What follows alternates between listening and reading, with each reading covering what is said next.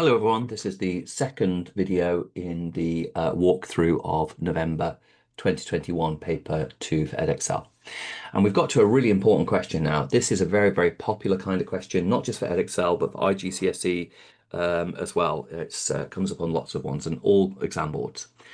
Now, I call it the liquid mixing question. So liquid A has a density of 1.8 grams per centimeter cubed.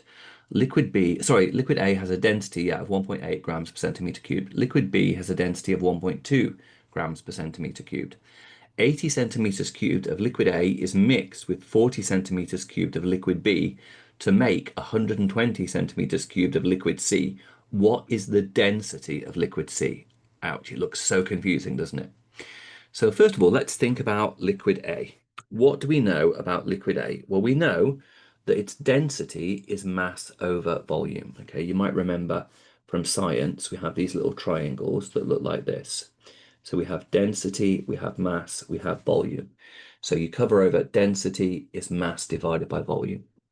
So the density of liquid A, we're told in the question, is 1.8. We do not know the mass of liquid A, but we do know the volume is 80 centimeters cubed.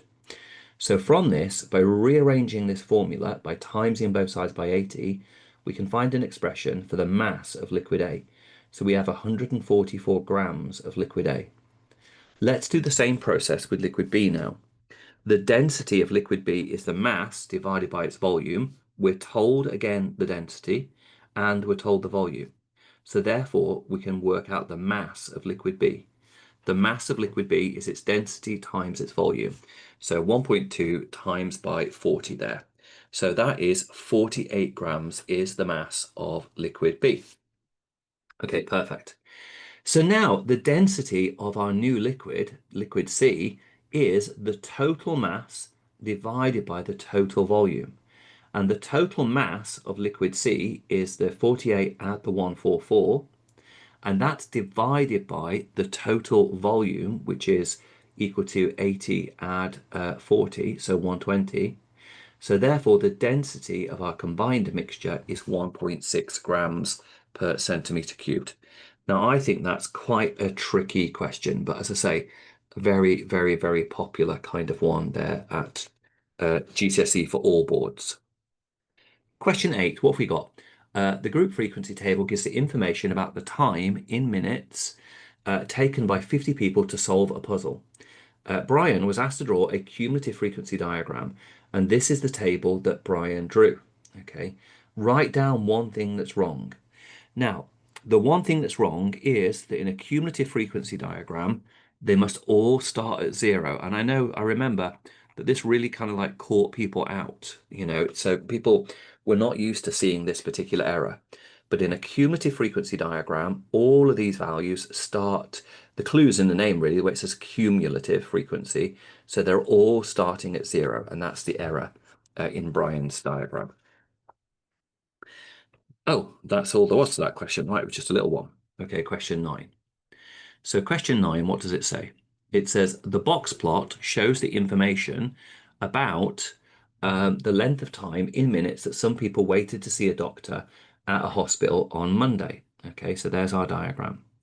Work out the interquartile range of the information in the box plot. Now, the interquartile range is just the upper quartile minus the lower quartile.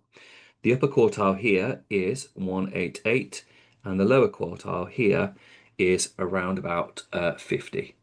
So therefore, the interquartile range is 188, take away 50, which is 138. So that is our interquartile range. Now, Becky says that 50% of the people had to wait at least 2 hours. Is Becky correct? Okay. Well, the median is the middle value. It's the middle 50% of the data. So basically, Becky is correct because we can see that the median is 120. So 50% of the people had to wait 120 minutes before they were seen in the hospital, which means that over here, 50% of people had to wait for longer than 2 hours.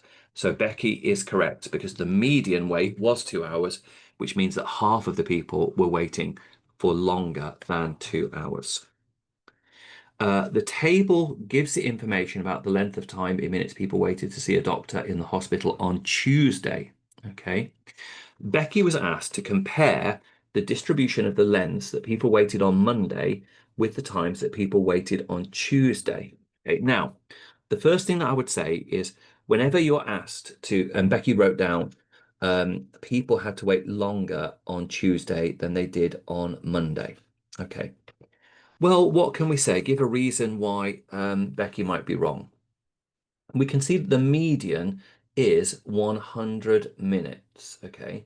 So that means that the middle 50% of the people only had to wait 100 minutes, whereas on Monday, the middle 50% were having to wait 120 minutes. So that doesn't really kind of like support the idea of what Becky's saying, because it looks like people were waiting less time on Tuesday. And then the other thing is, notice she says people had to wait longer. The other thing is, we don't really know how many people, there are. Okay. So Becky is wrong because the median is only 100 minutes. Okay.